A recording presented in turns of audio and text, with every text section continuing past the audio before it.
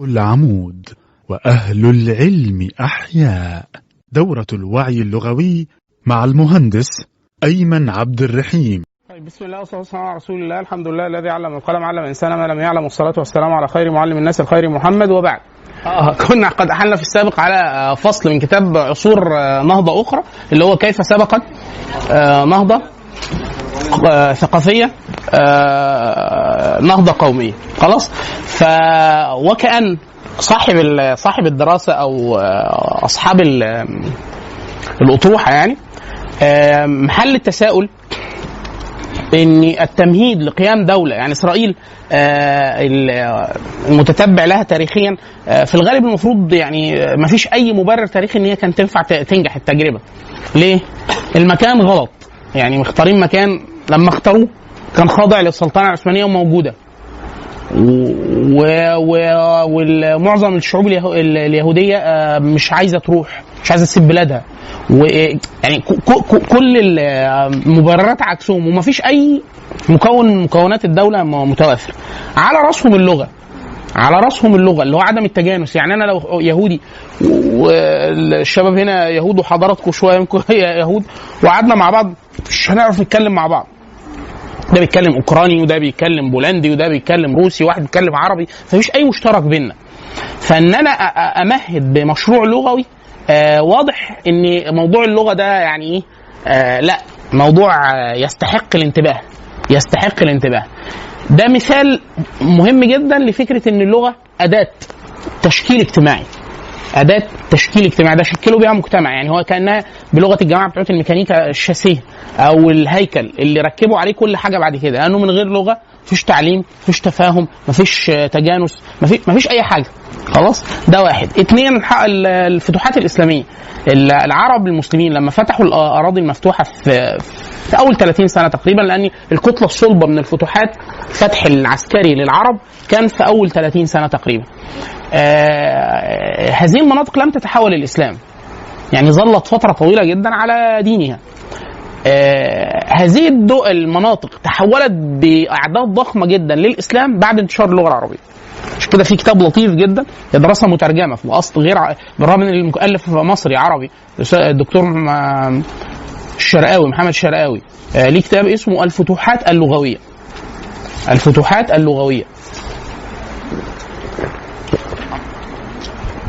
فالرجل وكأنه اختزل الفتح الإسلامي في فتح إيه؟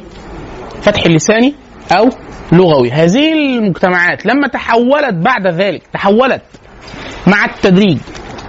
الفتوحات اللغوية محمد الشرقاوي، خلاص، لما تحولت مع الوقت للغة العربية، هي لغة الثقافة ولغة العلم ولغة التجارة وهكذا، تحول الناس للإسلام. وكأنه اللغة لو أنا عايز، وده اللي حصل عكسه في المناطق المفتوحة من قبل جماعات دينية غير المسلمين. مثال الكاثوليك، بعد نجاح حروب الاسترداد وطرد المسلمين من الأندلس، نفس الميكانيزم اللي هم جربوه في الداخل جربوه مع الأراضي المفتوحة. حتى الآن المناطق اللي هم فتحوها وتحولوا عنها سياسيا، يعني هم اتخذت منهم وبعد كده استقلت. ايه اللي متبقي؟ اللسان. يعني البرتغال فتحت بحكم معاهدة توردسلاس دي، البرتغال وإسبانيا أول ما خرجوا من أوروبا فهيتخانقوا على العالم. هم كانوا يعني واخدين في نفسهم قلم شوية، فمتصورين إن هم إيه، هيطلعوا يغزوا العالم كله. فقالوا للبابا الفاتيكاني اللي هو الكاثوليكي، قالوا احنا هنتخانق على العالم، قسم لنا العالم. فخطوا خط بالطول كده في الخريطة، خط اللي هو يعرف بعد ذلك بمعاهدة توردسلاس. قال لهم أي حاجة يمين الخط ده يمينه تبع البرتغال، أي حاجة ناحية شمال الخط ده تبع إيه؟ إسبانيا. عشان كده تلاقي البرازيل، أمريكا اللاتينية، البرازيل في منها، فتلاقي إيه، في وكأنه في خط وهمي بيحجز اللغة البرتغالية اللي هي لغة البرازيل من ساعة الفتح البرتغالي. الكلام ده أخوانا سنة إيه؟ 1500 وحاجة، يعني الكلام ده بعيد جدا. بس ايه، والبرازيل حاليا دولة مستقلة، والبرتغال في البرازيل اللهم صل على النبي داخلين على 250 260 مليون واكتر لوحدهم. بيتكلموا برازيلي. طب باقي امريكا اللاتينيه بتتكلم اسباني. طب فين اسبانيا؟ مفيش اسبانيا، مفيش اسبانيا. كل دي دول منفصله، وسواء الارجنتين سواء اسمه ايه ده، باراجواي، اورجواي، اللي هو ايه الناس اللي احنا بنتفرج عليهم بيلعبوا كوره مع بعض دول خلاص. اللي متبقي اللسان. ايه اللي حصل؟ ان هم اول حاجه عملوها دخلوا ايه؟ اللسان، ثم حاولوا بالتدريج تحويلهم للكاثوليكيه، وبعد كده ايه؟ اجبارهم على اللسان. بعد كده هم نفسهم لما اختفوا بايه؟ اللسان هو موجود. طبعا في مناطق تانية احنا ما نسمعش عنها قوي، بس ما زال الاحتلال اللغوي قائم. يعني اللغه الاكثر شيوعا في اندونيسيا من اللغات الاجنبيه اللغه الهولنديه، بل في مناطق بالكامل ما زال هولندا ليها زي تيمور،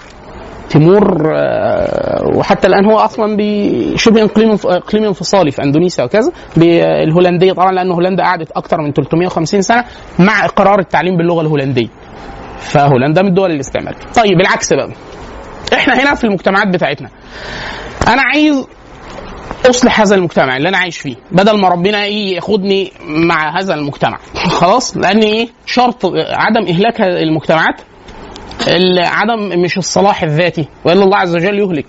حديث ام سلمة للنبي صلى الله عليه وسلم قالت يا رسول الله هنهلك وفينا الصالحون؟ قال نعم اذا كثر الخبث. فهي الفكره في عملت الاصلاح الدائم هو اللي بايه بينجي القرى من العذاب يعني. فانت حاليا لو هتصلح، عايز تصلح هذا المجتمع، واحد المفسد لا يكتفي بالفساد. المستشار بشر كان ليه مقوله، كان دايما يقول ان مشكله الانظمه في مصر ان هي ليست انظمه فاسده فقط، والا الفساد ده جزء من الفطره البشريه. يعني بني ادم عدم التفلت ده فطره بشريه، فتلاقيه حرامي ماشي، ما كل الدول بيسرقوا، فاسد كل الدول مش عارف ايه وهكذا. لكن فساد عن فساد. يعني كنا في الزياره بتاعت اليابان دي، حد من اللي معانا كان عضو برلمان مصري، فحضر جلسه في البرلمان الياباني، فبيقول شتموا بعض وكانوا بيتهموا بالحكومه بالسرقه وبتاع. فاحنا ايه يعني اهتمينا ايه بيسرقوا ايه يعني فين فقال قام حد من المعارضه وقال انتوا الحكومه بتهدر اموال الضرائب وبتاع، اي شارع يحصل فيه شرخ صغير يروحوا رصفين الشارع كله تاني وبتاع، وده اهدار. فاللي هو احنا يا كلب قال لك هاتوه مش عاجبك تعالى شوف مصر تيجي تبوس رجل الحكومه الفاسده اللي عندك دي خلاص. ايه كده فاسده؟ ما اصل دي اموال الضرائب، انت طبعا انت بتطلع على نفسك مصلحه كل ما ترصفها تاني خلاص. لكن انت طبعا ماشي، احنا فين الفساد؟ يعني كل حاجه احنا ما نرصفوش يا بنت من الاول. قال له انتوا عندكم بتسرقوا؟ قال له قال له شايف المشروع اللي هناك؟ قال له فين؟ قال له انا بنقول عليه ب2 مليار. لا احنا هنا يعني معديين يعني. فالشاهد ان هو المشكله، المستشار بشر كان بيقول ان الفاسد المصري لا يكتفي فقط بالفساد، ولكن يحرص على افساد الصالحين. ما عرفش يفسدهم، يعتقل الصالحين. يعني افساد الصالحين او اعتقال الصالحين. يعني انت ايه، انت راجل جاهل وفاسد خلاص ومش عايز تعلم الناس خلاص. احنا عندنا في المدارس الواحد بدا يحتك بالجماعه التربويين دول، اللي هو ايه فعلا الواحد بيبقى حاسس ان هو ما يعرفش حاجه عن مصر، اللي هو يقول لك ايه اصل في فصول فيها 120 طالب. هو ايه اللي 120 طالب؟ يعني في طفل، يعني في اطفال 120 طفل في فصل. ليه المدرسه فيها كام واحد؟ هم بيتعلموا ايه؟ يعني ايه؟ وطبيا والتسلخات والاوبئه والامراض المعديه، ويقعدوا فين ده غير التعليم نفسه. المدرسه الخاصه اللي بتدرس فيها 45 في الشهر. 45 ايه؟ في ايه؟ يعملوا ايه؟ يفعل ماذا؟ يعني فالشاهد ان هو انت ما بتعلمش الناس، انا هعلمهم. لا بتعلمهم. طب انا هعمل، انا اعلمهم الدين، انت ما بتعلمش الدين. لا هم حلوين كده، انا عامل مدارس وعامل كتب دين وموزع لهم ملخصات، فهم كده كويسين. هي ما نزلوهاش؟ نزلوها ليه؟ يعني مش لازم، هو اظن اتلغى لا معاد الازهريه على الاقل يعني هيتلغي. هيحصل عادي يعني. اصل هو دايما الناس احنا ايه اي شيء ده بيسموه مش مشكلته، بيسموه قانون التغيرات البطيئه. ان احنا اللي احنا بنعتبره حاليا دلوقتي مش تغيير، بعد 10 سنين بيبقى تغيير فج، بس احنا ما بنحسش بيه. مثال في سلسله قعدت ممنوعه من ساعه ما اتكتبت، يعني هي من اول ما اتكتبت قعدت ممنوعه من ايام مبارك. صاحبه خد اعدام، بس الحمد لله ما اعدمهوش يعني، بس هو خد اعدام بعد كده، اللي هي سلسله تطوير التعليم بين التعليم بين التطوير والتضليل. التعليم بين التطوير والتضليل 18 جزء صغير، كان بتنشرهم زمان مكتبه الوفاء، كان عاملها الدكتور ربنا يحفظه الدكتور جمال عبد الهادي والدكتور علي لبن. كان بيعمل ايه؟ بيجيب كل قرار اتاخد بتغيير المناهج في مصر وروح جايب ايه؟ جايب المناهج اللي اتلغت وتعدلت والصفحات اللي اتشالت بتاع. يعني مثلا نجيب الصفحه اللي كان فيه الام داخله بتقول مثلا ايه السلام عليكم ومحجبه، الصفحه اللي بعدها قلعت الحجاب، السنه اللي بعدها وايه صباح الخير يا حاجه، ما انت كنت يعني انت مش حاسه ان في ناس بتتفرج عليك في الفصل مش تخشي لابسه هدومك وهكذا. انا مثلا في ثانوي كان كتاب تانية ثانوي وثالثه ثانوي في الفرنساوي مرسوم بالرسوم على عاده الفرنساويين، رسوم اكنه كاريكاتيري يعني. السنه اللي بعدها صور فوتوغرافيه ملونه حقيقيه، منها جوه كانت صوره رقاصه جوه طبعا احنا كنا بناخد كتاب تانية وثالثه في دفعتي انا، لان كان دفعه هجين لسه ما طوروش المناهج. السنه اللي بعدها عملوا مناهج جديده وكتاب واحد وبتاع. فده انا في سنتي ما كنتش حاسس بحاجه بشعه لانه الكتاب كان فيه رسومات عاديه. اللي بعدي في صورتين من بالطريقه دي، اللي بعده خلال 10 سنين يحصل بقى ايه؟ تغير حاد، اللي هو المحتوى اتغير والصور اتغيرت وبتاع، وفي نفس الوقت الدين اتغير واللغه العربيه اتغيرت وكتاب التاريخ الاسلامي اتلغى، وكتاب التاريخ الاسلامي اتعمل تاريخ فرعوني، تاريخ مصر وافريقيا اتشال، تاريخ افريقيا بقت مصر بس، وهكذا. فيحصل ايه؟ تغير. لما تشوفهم انت في مؤلف واحد هو الراجل ماسك ايه؟ كله مع بعض، اول ما تشوف لا ده غير المحتوى العلمي، غير المحتوى العلمي نفسه. يعني احنا في كتاب احلنا عليه في كتب التعليم العربيه، احنا بنتكلم على نبدا بايه من غير لو كان واحد عايز يدرسه لوحده من غير شيوخ وكده، فقلنا كتاب الدروس النحويه. كتاب الدروس النحويه ده قلنا احنا ايام الملكيه كان بتاع ثانيه ابتدائي، ده مناسب لاي طالب جامعي حاليا، حلو يعني اللي هو ثانيه ابتدائي وهكذا. خلاص كده؟ طيب فانت الجهد اللي انت بتبذله هنا في الاصلاح في مصر بيبقى عايز قدر كبير جدا من التحايل. يعني ايه؟ عايز تصلح وكمان ما يقفشكش. يعني ايه؟ يعني عشان يعني لا عشان تطول الفتره اللي قبل ما تتقفش، والا هيقفشك انت في الاخر هتتقفش يعني. خلاص؟ فهتعمل ايه؟ فهتلاقي واحد ايه بيعمل مشروع خيري، واحد بيعمل مشروع تنموي، في مش عارف مشروع. طبعا هو حاليا كل ماده للاسف هو بيتطور في المنع. ففي الحاجات اللي كانت متاحه مثلا من 10 سنين بقت ايه؟ ممنوعه دلوقتي. الجمعيات الخيريه والاهليه وبتاع طبعا تضررت جدا بالقوانين الاخيره وكده. فافق الحل انت عايز حاجه تشتغل فيها تضمن ان هي اساس لاي اصلاح، اساس لاي اصلاح. فالمشاريع اللغويه يتوفر فيها جدا هذا الشرط. ليه؟ واحد، حتى الان الدوله طبقا لقدراتها مش رغباتها، هي لو رغباتها تقفل كل حاجه، من قدراتها ما بتعرفش تراقب كل حاجه.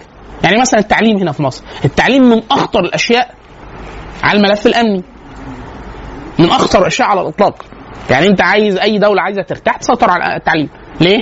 تبقى انت ضامن ايه؟ مظبوط. احنا هنا التعليم ضعيف عندنا، فهو اداه مش ناجعه.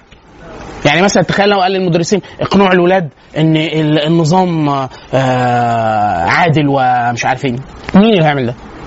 ما فيش تعليم اصلا، المدارس مش قويه وهكذا.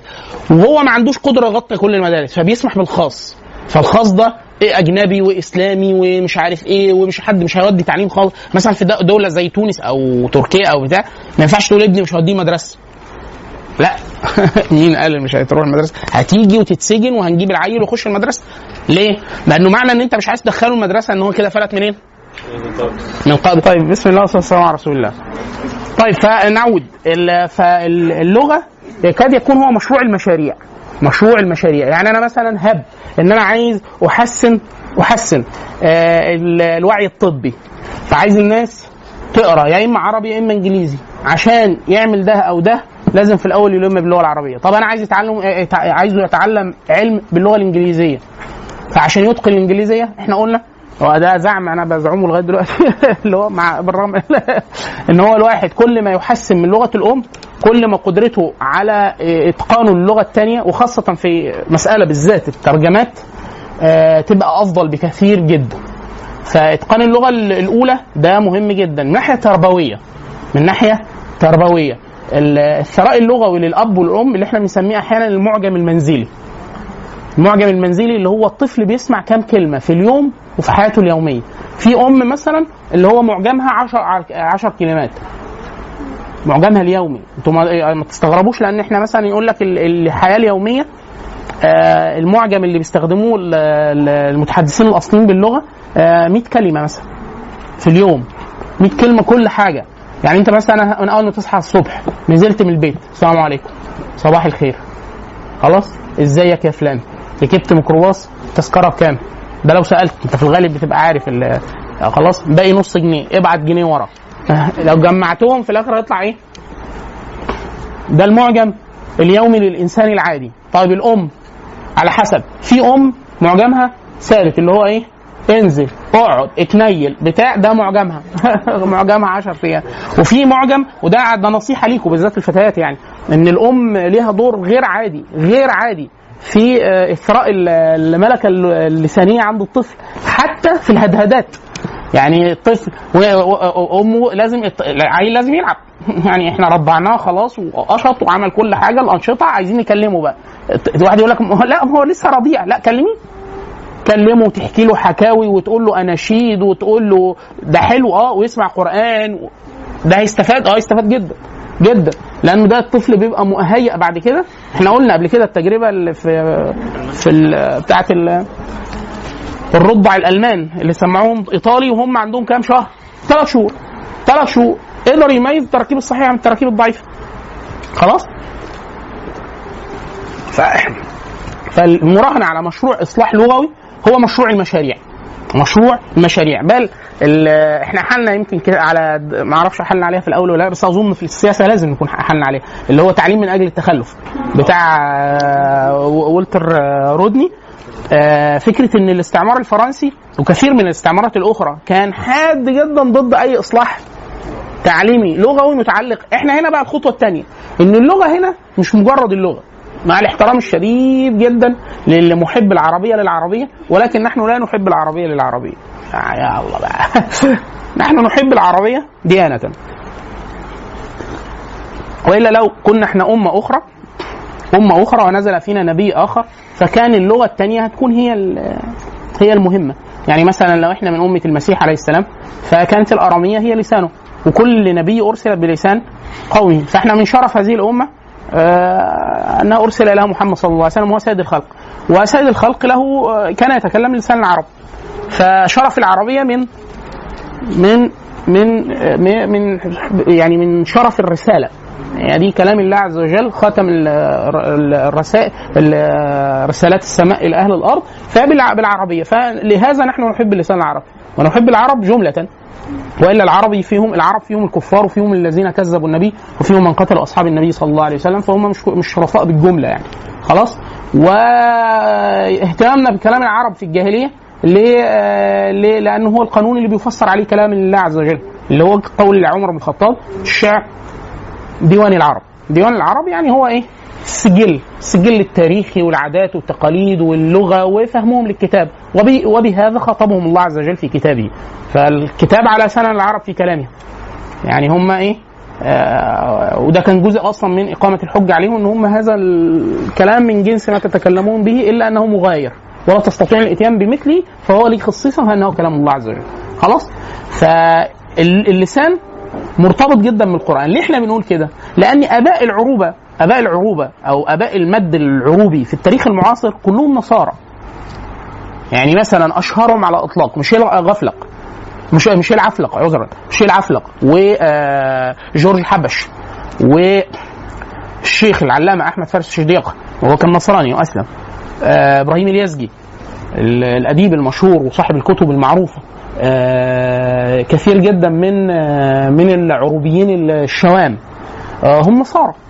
من اكثر الناس اللي بيخدموا اللغه العربيه حاليا في المعاجم المعاصره اللبنانيين، خلاص. ونحن نقول وهم نسوا ان العربيه ابت ان تتنصر. يعني العربيه هي لسان الاسلام، لسان الاسلام. فمهما هو راح جه بتاع في الاخر هتجيب شواهد منين؟ هتجيب نحو منين؟ هتجيب بتاع منين؟ يقول لك مش الشعر الجاهلي. فكان ماذا؟ لا احنا اصلا ما بندرسش، يعني احنا بندرس الشعر الجاهلي ليس لذاته، برضه مع الاحترام الشديد جدا، لان هو الشعر مش احنا لولا ان النبي صلى الله عليه وسلم امر اقتضاء بتعلم لسان العرب ما اهتم الناس بالشعر العربي، ولكن لولا انه ده هم الاول تاثموا حتى في روايه الشعر العربي والكلام دي، حتى النبي صلى الله عليه وسلم رخص لهم في هذا. فلما وجدوا النبي صلى الله عليه وسلم يعني بيتسمح في جزء من الاشعار ونهاهم عن الاشعار، لان يمتلئ صدر احدكم قيحا خير له من ان يمتلئ شعرا هجيت به. يعني هي فكره ايه؟ ان اي شعر فيه سب او مذمه او كذا، والاشياء التي نهى عنها الاسلام. النبي صلى الله عليه وسلم لما الراجل قال بلغنا المجد جدنا وجدودنا وإنا لنبغي فوق ذلك مظهرا، قال كلام معنى البيت كده قدام النبي. فهو في فخر زائد اللي هو الفخر اللي نهى عنه الإسلام. فالنبي صلى الله عليه وسلم قال له إلى أين أبا ليلى؟ يعني أنتوا هتروحوا فين تاني؟ فالراجل إيه؟ قال له الجنة يا رسول الله. يعني هو خرج مخرج حسن يعني. فالنبي صلى الله عليه وسلم دعا له وقال لا فضل الله فاك. حتى هو يعني ظل ممتعا بأسنانه لغاية ما كان عمره 100 وحاجة سنة ببركة دعاء النبي صلى الله عليه وسلم. بس قال له لا فضل الله فاك فأصابوا دعوة النبي صلى الله عليه وسلم. الشاهد نرجع تاني إنه أنا فكرة اهتمامي بالعربية للديانة. فأنا عايز أجمع بين، لو أنا هعمل مشروع إصلاح اجتماعي هيكون إيه؟ هيكون واحد التركيز على اللغة العربية. لمين؟ للأطفال والنساء ابتداء. الأطفال والنساء ابتداء. يعني مثال عشان يبقى الكلام مش في الهوا كده. تسمعوا أنتوا عن عرب القرآن؟ قرية عرب القرآن هي مشهورة اسمها عرب الرمل في الأمثال. خلاص. وبعد كده الناس لشرف ما يفعلونه هم مميزين جدا في حفظ القرآن وتحفيظ القرآن والطريقة النورانية. فصارت إيه؟ علم عليهم. بعد كده الطريقة النورانية هي يعني تطوير طرق قديمة في تعليم حروف الهجاء والنطق والتشكيل وأحكام التجويد، لكن طوروها ودمجوها مع أحكام التجويد والمتون بتاع تعليم أحكام التجويد البدائية المشهورة هنا في مصر زي تحفة الأطفال والجزرية. وصارت دورة بتعلم يعني أي حد بيشترط فيه حفظ قدر ما من القرآن مع قدر ما من صحة النطق والأداء، ويعلموه الطريقة ويعلمها وبتاع. طبعا في جزء سلبي إن هو إيه؟ مش دايما أي واحد يدرس أي حاجة ينفع يدرسها، مش لازم. عشان كده دايما إحنا نقول إيه؟ أي حد في أدب ولا ألسن ولا دار علوم وبتاع أو أزهري حتى عايز يدرس لغة عربية المفروض يدرس تربوي. ليه؟ لأنه التدريس نفسه علم. التدريس نفسه علم، فمش كل واحد معاه الملكه ينفع يأديها. حتى احنا بنلاحظه من غير توصيف علمي. يعني في احيانا دكاتره يبقى دكتور عبقري من ناحيه الماده، هو قوي كباحث، يقول لك محدش يفهم منه ولا كلمه، ما عندوش ملكه الشرح. والمعيد طبعا اقل منه في الكم المعلوماتي بشكل كبير جدا، بل احيانا زميله اللي في نفس الفرقه لما بيشرح بيبقى احسن بكتير جدا. انا فاكر كان واحنا في رابعه ميكاترونكس، كان احد الدكاتره الله يمسيه بالخير كان صديقي. يعني انا قعدت في الكليه كتير، فيعني هو لغايه ما بقي دكتور فدرس لي دكتور اسمه دكتور ايمن ربنا يبارك فيه. وكان يعني من الناس اللي علمت معايا جدا لغايه دلوقتي اعرفه. يعني لو لما اعرف ان هو رجع من اليابان او كده في اسيوط بروح اسلم عليه وكده. فهو كان انا كنت مشهور جدا في الكليه بس بغير العلم يعني. فالشباب اللي احنا كان هو بيحب يحسن من طريقه التدريس يعني. فقال كل مجموعه من الطلبه، احنا كنا في اخر سنه خلاص في اخر ترم اظن، فكل الناس تاخد شابتر تشرحه وعليه درجات، فكل 5 ياخدوا فصل يشرحوا. فهم خدوا فصل المجموعه اللي انا معاهم، وما حدش فيهم كنت اكبر منهم بكتير السن، فما حدش يقدر يقول لي تعالى اشرح ولا بتاع، انا بمزاجي هاجي ما اجيش ما اجي، هم مش من مصلحتهم ان انا اجي خلاص. فهم كانوا اوائل الدفعه، اول الدفعه، ثاني الدفعه، ثالث الدفعه معانا في الشعبه، وهم ممتازين جدا بس ما عندهمش ملكه التدريس مع الشرح والبتاع. خدوا الشابتر شرحوه، قال لهم لو اديتكم درجه هديكم درجه وحشه جدا، خدوا شابتر تاني. فكانوا متغاظين جدا. ليه؟ تعبوا وذاكروا وبتاع، ومعاهم واحد ناقص، يعني هم موزعين الشغل على فريق ناقص واحد اللي هو العبد اله. فجوا لي البيت، مش مهندس وبتاع مش عارف ايه، هم مكسوفين يعني يكلموني بشكل غير لائق، بس ايه برضه متغاظين. فانا فهمت يعني، قلت لهم انتوا ايه اللي مضايقكم؟ قالوا الدرجات واحنا كده هناخد درجه وحشه وبتاع. قلت لهم طيب انا اريحكم، انا اخد الشابتر كله، محدش فيكم ياخد حاجه، لان انا فهمت ان هم محرجين، لانه لو خدوا شابتر ثاني برضه مش هيعرفوا يشرحوه، لانه مش ممكن يعدل في مهاراته في اسبوع، مش مستحيل. قلت لهم انا اخد الشابتر كله واديكم محاضره تجريبيه قبلها بيوم، لو اقريتوا ده انا اشرحه كله وخلاص واكفيكم المساله. انا طبعا كنت بجانب الكليه قابلت حسني مبارك والوزراء وبتاع، كنت بعمل نشاط غير الانشطه الدراسيه، فكان عندي ملكه ان انا اقوم واتكلم وحاضر وبتاع في حاجات تانية فالموضوع بالنسبه لي سهل لو الحاجه ذاكرتها. فذاكرت شابتر، جيت شرحته لهم، قالوا لي ده كلام ممتاز لوحدي من غير ورق. قالوا لي طلبه بتطلع ماسكه ورق لانه طالب ذاكر وبتاع، انا برضو ذاكرت وطلعت شرحت على طول. فقالوا انت مش هتمسك، طب المعادلات، طب مش عارف ايه، لا تمام. انا الذاكره عندي تصويريه، يعني الحاجه اللي شفتها مره بتفضل ماسكه في عيني فتره طويله جدا، فبرضه ما بحتاجش قوي احيانا ارجع لورا. فجيت لعند لما الدكتور حاضر تاني يوم، قال ما شافني الحمد لله على السلامه وبتاع، شرفتنا والله قال لي حضرتك اللي هتشرح؟ قلت له اه. فقال لهم انتوا واثقين؟ قالوا له لا، هم واثقين عشان جربوا اليوم اللي قبله. فجي قعد والطلبه ايه مستغربه يعني ايه؟ قال هو صديقي بس هو لما بقي دكتور يعني فشرحت محاضره تقريبا ساعه وثلث او حاجه زي كده، هو قاعد وماسك ورقه وبيكتب ومركز وبتاع. انا خلصت برضه نفس الطريقه، هو زمايلي عارفين ان انا عملت المحاضره اللي فاتت، بس هم التانيين ما يعرفوش، باقي الدفعه اللي هو من غير ورقه بضرب الامثله بالارقام بالقوانين من دماغي وانا واقف. الدكتور ما بيعملش كده، الدكتور بيمسك كتاب برضه، بس ده هي الفكره في ايه، هي ملكه، هو مش مهتم، لانه الدكتور لو عايز يثبت القانون هيثبته يعني. بعد ما خلصت الناس لا مبسوطين، لانه اول مره يفهموا الماده كانت صعبه، والدكتور هو وان كان حبيبي جدا وبتاع بس ما كانش عنده ملكه التدريس.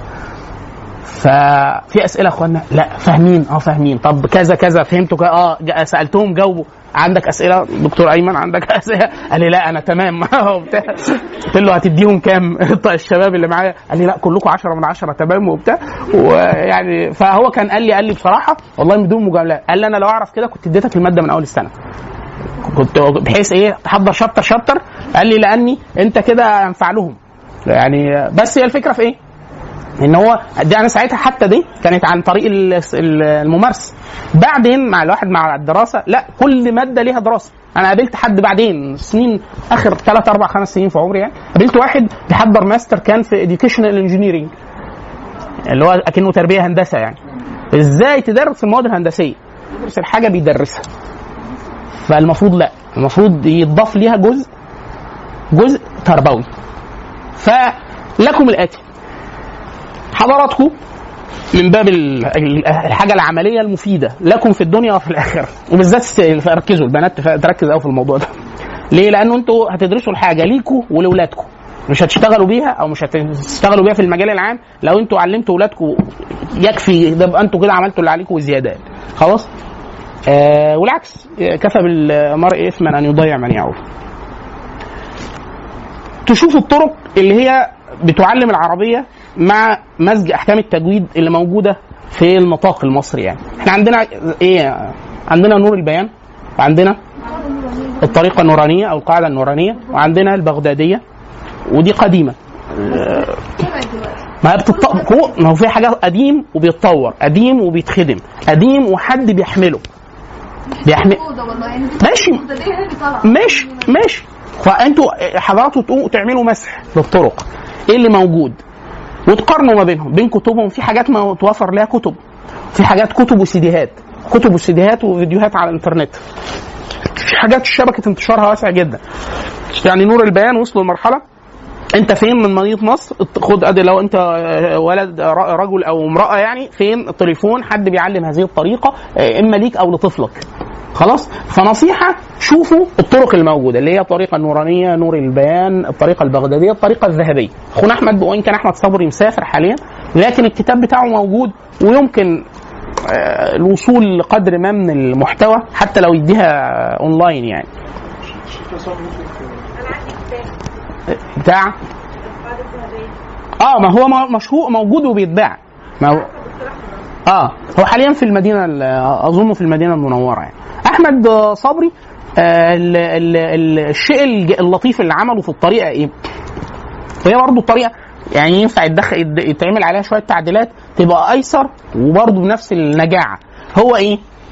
دارس تربوي وراجل يعني متشرع، دارس تجويد وقرآن وحافظ وبيدرس الحاجات دي وكده، وجي قاعد يطور في الطرق زي النورانية ونور البيان وكده، ووصل بيها الطريقة اللي هو سماها في الآخر الطريقة الذهبية دي، إن أنا بقوة التكرارات مع التقليبات اللغوية هخلي الطفل في عدد ساعات بسيط جدا يقرأ ويكتب أي شيء موجود قدامه، أي شيء.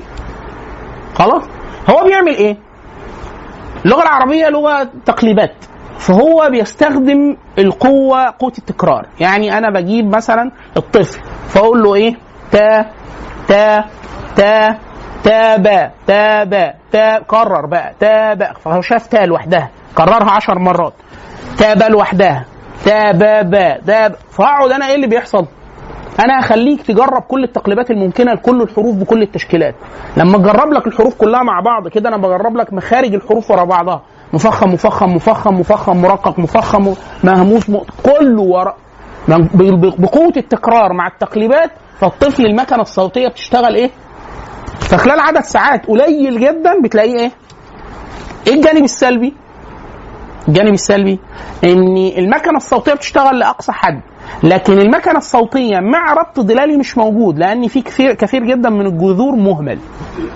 فلو حد عايز يعمل تعديل عليها، احنا كنا يعني اقترحنا ده لانه انا اعرفه بشكل شخصي احنا، ان احنا كنا عايزين احنا ناخد جزء منها ونعدل عليه التعديلات اللي تناسبنا في المدرسه، فكنا هناخد بس الجذور المستعمله مش المهمله، بحيث الطفل وهو بيكرر مش هيفهم. ما هو انا برضه هيكرر حاجات، بس هو هيكرر اشياء الملكه اللغويه جوه هتستعد ان الجذور دي هي المستعمله، لان العربي ليه ذائقه، ففي اصوات ورا بعض العربي ما يشكلش منهم كلمه ابدا.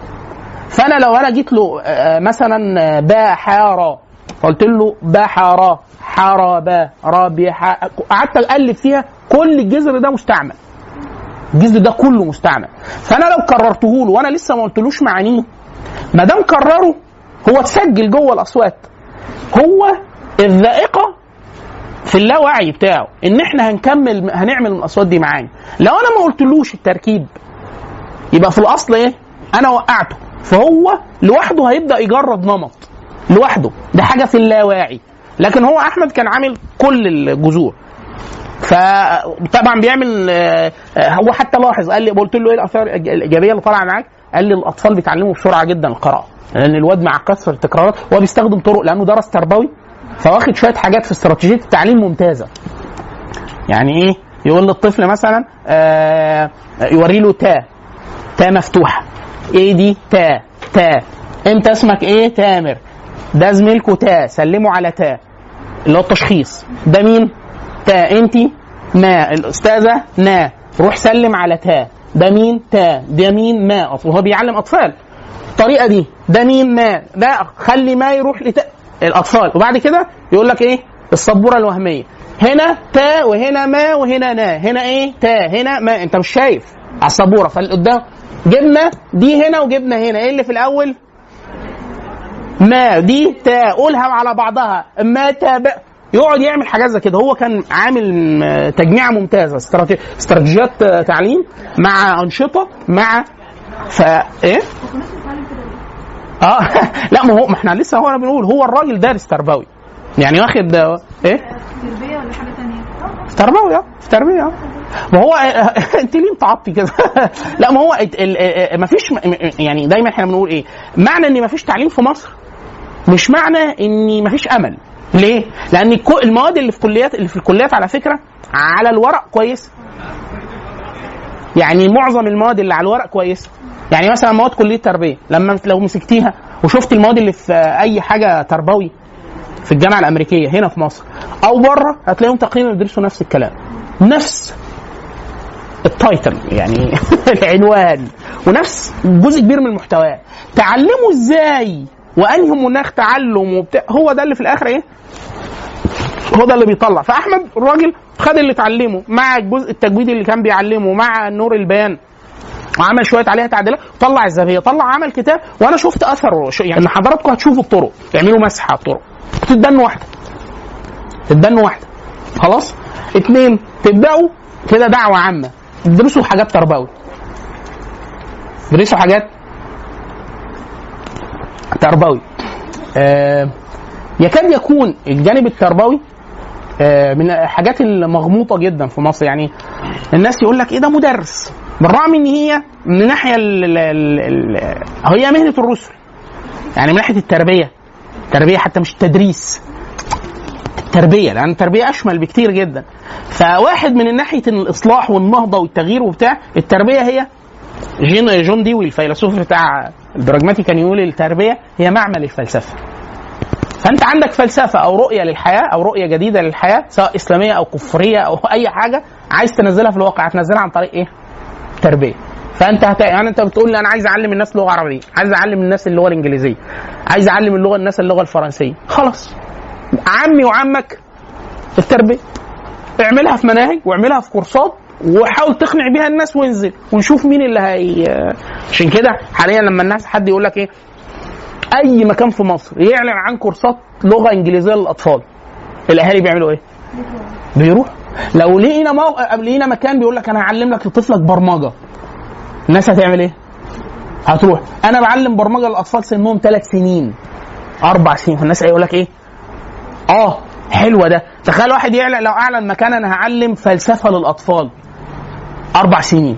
في برنامج مشهور جدا عالمي، هو يوناني في الاصل وان كان ما فلحش في اليونان قوي، اسمه P4C Philosophy for Child. كنا حتى احنا في الاول بنجهز في الحاجات اللي هو فلسفه المشروع التربوي، هل ينفع طفل يتعلم ايه وما يتعلمش ايه؟ ينفع يتعلم اي حاجه، بس ازاي يصاغ ليه هذا السن. فينفع اعلمه برمجه؟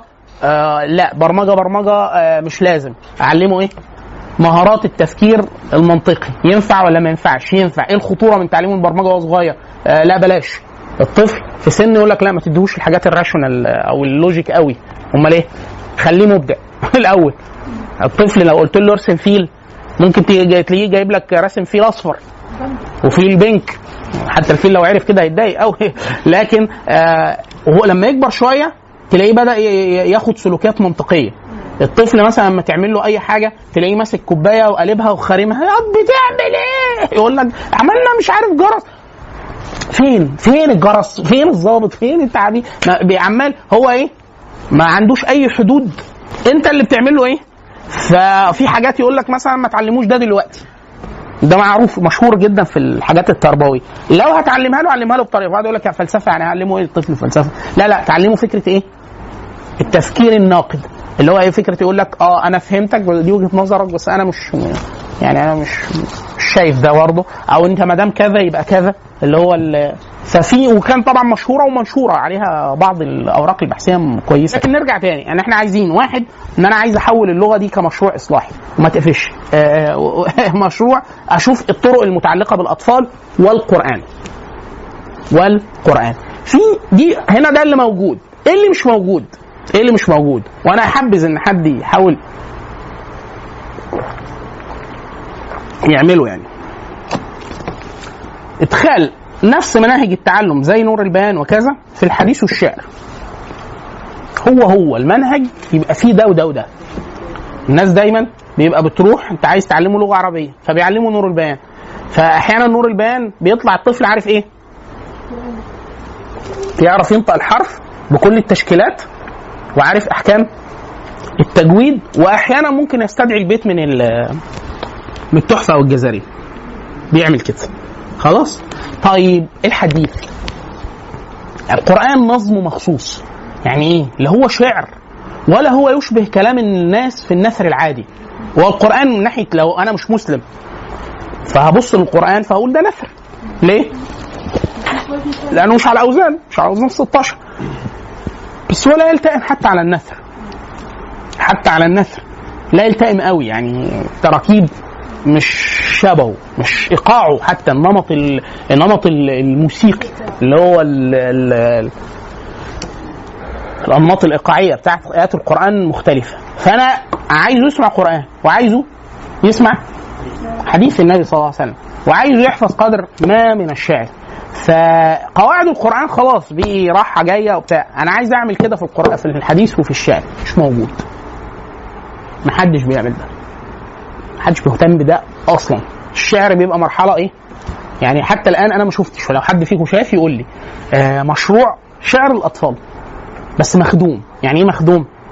يعني منهج واضح، بحيث انا زي ما انت بس بديك نور البيان وبقول لك ايه تستلموا مني بعد الذهبيه كده برضه عدد كذا ساعه متقن لايه 1 2 3 4 5 وبيعرف يقرا كذا كذا كذا كذا. طيب انا عايزه في الشعر كده، عايزه اديك الطفل وتدهوني بيقرا كذا قران وبتاع، وفي نفس الوقت محفوظه فرضا 20 30 بيت وحاجات تتناسب مع عشان يبقى زي العربي القدام، يعني يعرف ينطق شعر كويس ولا ايه؟ واحد الملكه اللسانيه ان هو يعرف ان في كلام تاني، انواع الكلام، شعر ونثر وقران وحاجات تانية. ده واحد.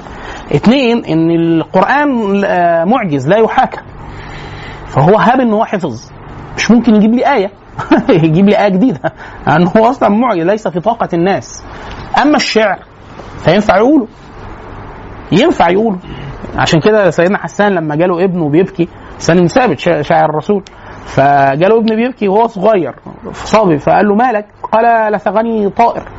العرب بتقول على اي حاجه بتطير طائر، زنبور، نحله، ناموسه كبيره، اي حاجه. فقال له لثغني طائر. فقال له صفه، شكله ايه الطائر عشان يعرف ايه اللي لسغه. فقال له وكانه ثوب حبره. الأثواب الحمراء دي أثواب يمنية مزعفرة كده. سيدنا حسان ابنه بيبكي فضحك وقال إيه؟ قال ابن الشعر ورب الكعبة. التشبيه عايز يشبه يعني إيه؟ هو أنا بقول لك شبه إيه؟ ما قالوش أصفر ولا برتقاني، قال له لا ده كأنه ثوب حبر. عارف الثوب الحبر شبهه كده، أكنه لابس ثوب. فهو طب ما هو إيه الشعر غير التشبيه؟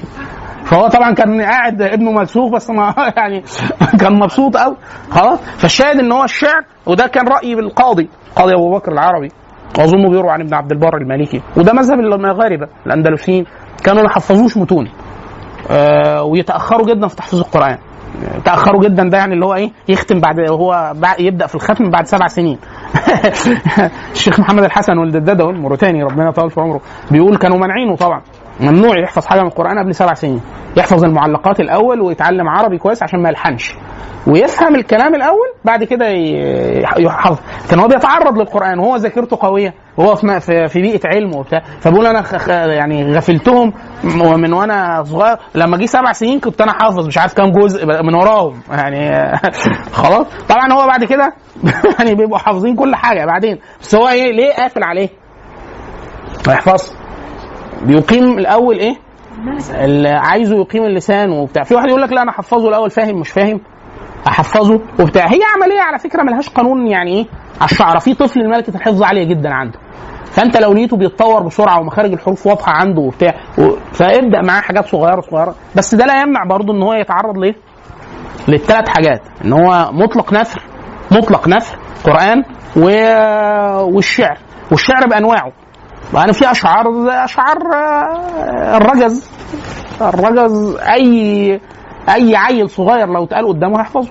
ليه؟ لانه يعني يعني هو تنغيمي سهل جدا. عشان كده معظم متون حاشا بعض المتون الصعبه في الصرف والقراءات على الطويل مثلا او البسيط، لكن معظمها على الرجز. نرجع تاني لحظه واحده. الاربع 5 مناهج اللي موجود، لو في مناهج تانية حيها ايه اللي ممكن تكون مناهج تانية؟ للغرابه هي مظنه غير معهوده ان انتوا تدوروا على مناهج تعليم العربيه للناطقين بغيرها. ليه؟ احيانا لما احنا كعرب بنحط مناهج تعليم العربيه لغير العرب وزي المسلمين الاوروبيين وبتاع، فبنسهل جدا الموضوع عليهم ونقول يا اخوانا دول مش عارف فنبسطها لهم، فتطلع المناهج احسن بكتير جدا من اللي احنا كنا هنعمله لينا. خلاص. احيانا طبعا بتبقى يعني بسيطه او مش قويه يعني، لكن في مناهج معموله لغير العرب ممتازه جدا. خلاص. فاحيانا ممكن نكون احنا ايه، خاصه مثلا معظم كتبنا احنا بتبقى شحيحه جدا في المحادثات. انا عايز اقيم حوار يومي في البيع والشراء والمواصلات بالعربيه الفصيحه حتى المعاصره، اعملها ازاي دي؟ نادر جدا ما تلاقي كتاب تعليم عربيه للعرب في المحادثات اليوميه، لكن تعليم العربيه للاجانب في كتب محادثات ممتازه وكتب اساليب برضو احنا بندرسها في الكتب في العربيه للعرب عن طريق القواعد، هم بيدرسوها عن طريق الاستعمال، بتبقى افضل جدا. برضو اخونا اللي هو سويفي فتحي ودكتور احمد حسن اللي هو الصفحه بتاعت معلمو العربيه للناطقين بغيرها، صفحه سريه جدا فيها كم مصادر ممتازه جدا. عليه السلام. ففي مناهج اللي هو احنا قلنا مناهج التعليم، بعد كده دمجها مع القرآن يفضل، يعني لو لقينا طريقة نعمل معاها الحديث والشعر بقى ممتاز، مع طريقة تفعيلها بشكل شبكة مجتمعية. يعني بتوع نور البيان الجانب الإيجابي اللي عندهم ده إن هم إيه؟ خلوها موضة يعني إيه؟ كل عايزة تعلم ابنها اللغة العربية وأحكام التجويد تيجي تاخد الدورة دي كام محاضرة؟ 10 محاضرات 12 محاضرة 15 ما اعرفش كانوا بيدوها في قد ايه. خلاص. فسهله انا خدتها، انت فعلا بتبقى الواحد طالع منها لان هي دي دوره تدريبيه مش محاضرات معلوماتيه. يعني انا هنا محاضرات انا بعلمكم حاجه عن الشيء مش الشيء نفسه. الجانب التدريبي نفسه لا، دي مش محاضرات تدريبيه. التدريبي هيبقى طول المحاضره بيدربك على النطق، الحروف ومخارجها وتحقيق المخرج واداء بعض النصوص اللغويه بطريقه صحيحه وهكذا. خلاص. فاللي هو ازاي يتعمل له شبكه لغويه، ازاي اتعلمه واعلمه باضافه الجانب التربوي ده. الجانب التربوي ده اللي احنا النصيحه اللي كنا بنتكلم فيها، اللي هو يا اخوانا حاولوا بقدر كبير جدا ادرسوا اي حاجه تربوي، اما بطريقه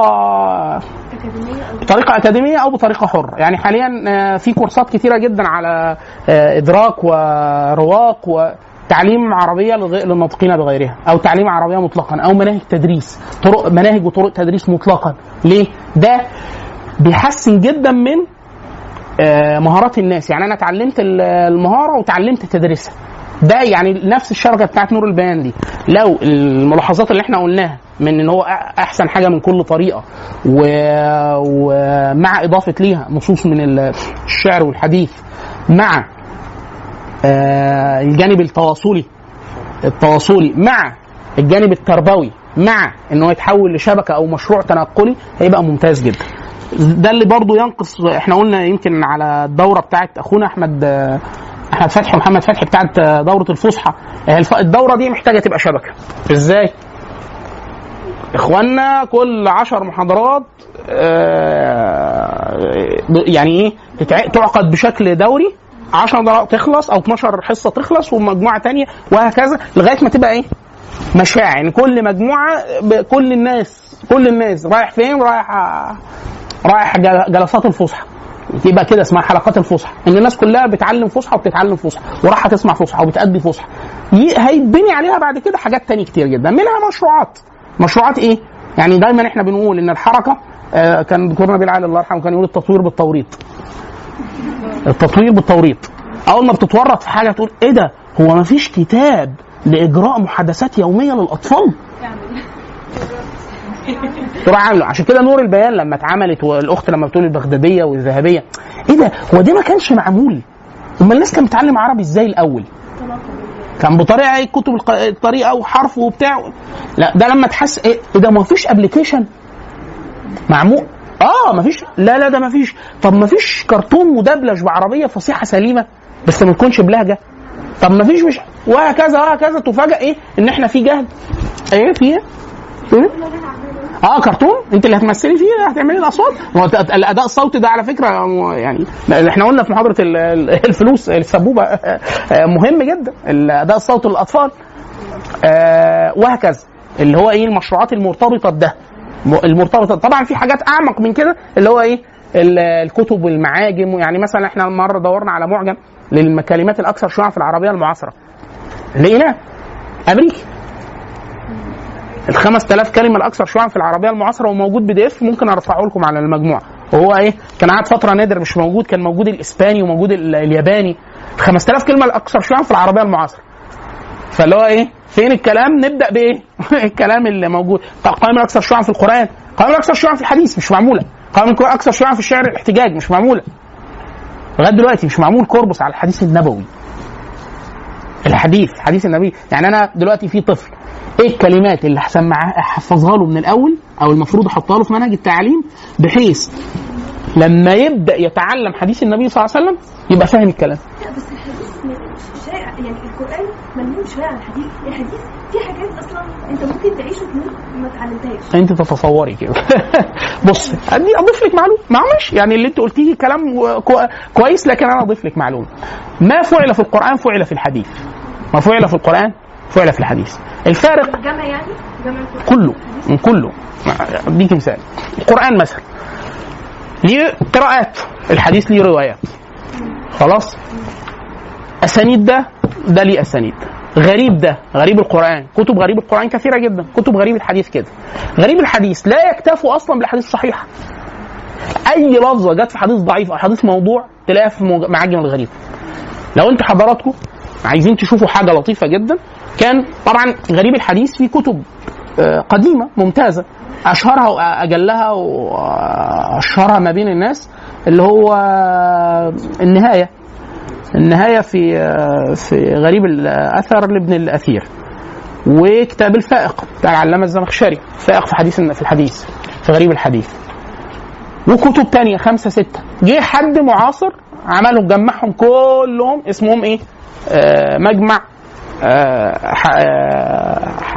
غريب الحديث او حاجه زي كده، جمع فيه كل كتب غريب الحديث ورتبها على الجذور وموجوده كلها على اللي هو اجابه على سؤال الاخت. الحديث كتير او لا ينضبط، لا منضبط.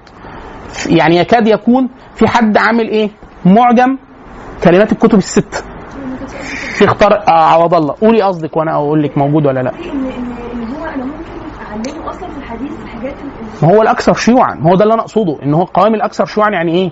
يعني الاحاديث اللي هو هيحتاجها فينها متجمعه، دي متجمعه. بس انا لو طبيب هيبقى محتاج احاديث معينه، لو مهندس خدي بقى عندك. لا الاحاديث في الديانه لا ترتيبها معروف. يعني انا عايز الاول اعرفه ايه. يعني مثلا ليه احنا بنقول ال 40 النوويه مهمه؟ لانه ال 40 النوويه دي ايه قصتها؟ ان ابن الصلاح العلامه الحافظ جمع 16 حديث عليهم مدار الديانه، فجي حد زودهم. يعني ايه مدار الديانه؟ يعني انا لو انت ادركت الاحاديث دي هتبقى معظم المقاصد العامه للشريعه في دماغك، فكل حديث ده يتفرع منه حاجات. زي بالظبط لو واحد ادرك اركان الايمان السته، كل شعب الايمان بعد كده متفرعه من السته. مش معناه ان السته دول غير التانيين. يعني في حاجات متعلقه بالملائكه، انت مؤمن بالملائكه فمؤمن ان في كتبه الملائكه تكتب، ومؤمن ان الملائكه تسالك في القبر، ومؤمن ان في ملائكه، فده ينبني عليه ايمان 1 2 3. فلو فرقت الشعب على الست شعب بتوع الايمان الاركان هتلاقيهم طالع منهم كل الشعب، وهكذا. فال40 نوويه كده، ال50 الرجبيه كده، ان هو زياده على 40 نوويه حديث ارتقاها ان هي برضو ايه خلاص. في بعض الحفاظ جمعوا احاديث لاطفالهم، فقال له انا عايز احفظك الاحاديث اللي عليها مدار الاحكام من غير اسانيد، فتلاقيها متجمعه. فاحنا عندنا طرق التصنيف دي موجوده من القديم. الجديد اللي المفروض يتعمل في العصر الحديث ايه؟ الحوسبه. ان هو يتعمل ايه؟ يتعمل قوائم الاكثر شيوعا ويتحط في المناهج، بحيث الطفل وهو عنده 7 سنين يبقى ايه اللي عدى عليه؟ قائم الكلمات الاكثر شيوعا في القران، قائم الكلمات الاكثر شيوعا في الحديث، قائم الكلمات الاكثر شيوعا في الشعر. ينجح مشروع كشبكه لغويه اصلاح اجتماعي وتخدم القران نور البيان، اللي هم بتوع الطريقه اللي هم عرب القران، عملوا بصراحه اللي هو مشروع. يعني انا عايز اضرب مثال مشروع في الاصلاح المجتمعي بده، هم اشهر مثالين في مصر. المثال ده ومثال محو الاميه بتاع صناع حياه بتاع اخونا محمد مؤمن. كنتوا فيه؟ قعدوا هم استهدفوا في اول سنه 120,000 واحد تارجته مثلا منهم 94,000 ولا 96 يعني حققوا هم كانوا مستهدفين مثلا 120,000 وده رقم يعني السنه اللي بعدها كانوا يمكن مستهدفين مليون ولا حاجه وبداوا يتواصلوا. كان ساعتها بعد احداث الشغب بتاعه 25 يناير فالدوله كانوا يدخلوا الجمعيه الشرعيه والدوله كانت هتسمح ساعتها يستخدموا الانفراستراكشر بتاع قصور الثقافه وبتاع. حتى استشارني محمد قلت له اياك تدخلوا الدوله معاكم في المشروع تديكوا انفراستراكشر بس ما تخشوش ابدا بعنصر بشري لانه سبب كان نجاح المشروع ان هو كان معتمد على عنصر شرعي بشري متطوع حتى لو قدراته العلميه مش كويسه او هواه او متطوعين. لكن هي الفكره ان هو انا قلبي عليه وهحسن نفسي واتدرب وانا عايز اعلم واتعلم. فده كده ايه قطعنا احنا كده نص الشوط. الدوله اي حاجه بتمسها بتبقى ملعونه يعني ايه لانه هتجيب ناس موظفين واهمه اللي هو ايه انتوا مش عايزين تنجحوا وتاخدوا الشهادات يلا ناجح ايوه. انا فاكر صناع محمد كان مشكله معاهم قال لي الاول رحنا الاول نشوف المناهج وبتاع الدوله قالوا انتوا عندكم مناهج ما انت مش عارف تعلم الناس ولا عارف تعلم في المدارس ولا عارف تنطط عليها بتاع ايه. بس طبعا فيها سبوبه بمئات الملايين. احنا كدوله بناخد ارقام ضخمه من المؤسسات المانحه فلو احنا خلصنا الاميين من مصر. وطبعا اي البلد دي مصر دي بالذات خلال لو بشكل جاد يعني 5 سنين ممكن تمحى اميه مثلا 95% من مصر. 5 سنين بس. ليه؟ لان احنا عندنا كم كوادر يعني احنا عندنا حركه اسلاميه ضخمه حقيقيه حقيقه يعني هم يفكوا بس المعتقلات والسجون والامور دي مش كويس جدا. وعندنا انفراستراكشر كويس يعني احنا عندنا جوامع كتيره جدا وعندنا حاجات كتيره جدا. بس الحمد لله اشهد ان لا اله الا انت استغفرك واتوب اليك. يتبقى لنا الجزء المتعلق باللغه العربيه والعلوم الشرعيه. الخريطه العلوم اللغه في كل العلوم الشرعيه فين محلها واهميتها. والجزء المتعلق باللغه الانجليزيه زي طريقه التدريس اللي احنا قلناها في اللغه العربيه هنعملها في الانجليزي المره اللي مش عارفين نجمعها دي الهارد مع الوصله مع التاب. برضو على المجموعه ممكن نرفع لكم روابط لكل الطرق اللي احنا قلناها سواء الذهبيه سواء نور البيان سواء البغداديه سواء وهكذا. هو الذي بعث في الأميين رسولا منهم يتلو عليهم آياته ويزكيهم ويعلمهم الكتاب والحكمة وإن كانوا من قبل لفي ضلال مبين.